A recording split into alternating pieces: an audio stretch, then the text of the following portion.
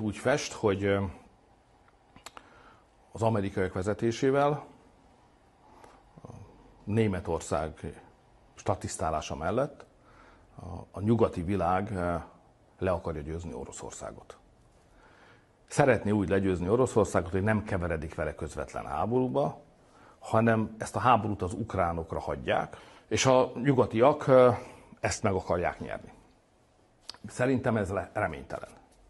A nyugati országok egyre másra közelebb mennek a frontvonalhoz, és egyre direktebben avatkoznak be ebbe a háborúba.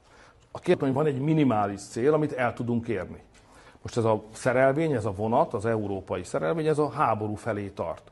Ha van elég támogatásunk, a kormányt megtámogatják az emberek, és óriási fölénnyel megnyertük ezt a választást, tehát megtámogatták a kormányt, akkor én meg tudom húzni a vészféket.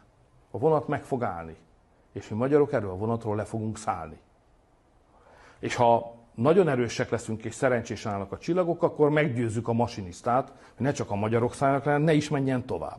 Most